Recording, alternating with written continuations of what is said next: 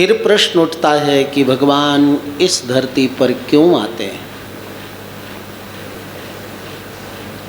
तो ये निश्चय होता है कि जो कार्य भगवान वैकुंठ में बैठकर नहीं कर सकते, उस कार्य को करने के लिए परमात्मा इस धरा पर अवतार लेते हैं। कौन ऐसा काम है जो भगवान वैकुंठ में बैठकर नहीं कर सकते? विचार करो। जो कर्तुम अकर्तुम अन्यथा कर्तुम सर्व कर्तुम समर्थ हैं, वे प्रभु कौन ऐसा कार्य है कि नहीं कर सकते वैकुंठ में रहकर? सोचो जरा। भगवान की शक्ति को रामकृष्ण परमहंस देव जी कहते हैं कि उनका ये सामर्थ्य है कि सुई होती है ना, सुई के पीछे तागा पड़ता है, जहाँ से तागा पड़ता है वहाँ हाथियों का झुंड निकालते हैं। ये परमात्मा का सामर्थ्य है। तो ऐसा सामर्थ्य प्रभु में जो कभी संभव नहीं, वो भी करके बता देते हैं।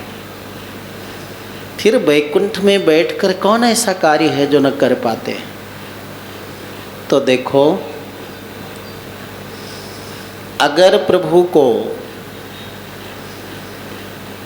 गोपियों के हाथ का मक्खन पाना है तो इस धरती पर अवतार लेना पड़ेगा। वैकुंठ में बैठकर भगवान गोपियों के हाथ का मक्खन नहीं खा सकते।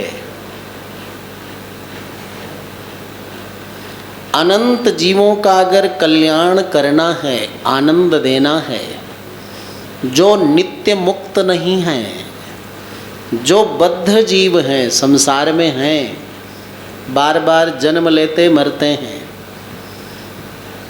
ऐसे अपने लोगों को भी अपना दर्शन आनंद देना है तो इस लोक में अवतार लेना पड़ेगा। अगर परमात्मा कृष्ण के रूप में अवतार न लिए होते तो सारी धरती में करोड़ों कृष्ण मंदिर बने होते? बोलो, नहीं बनते। और जब करोड़ों भगवान कृष्ण के मंदिर न होते तो करोड़ों करोड़ों लोग कृष्ण जन्माष्टमी कैसे मनाते,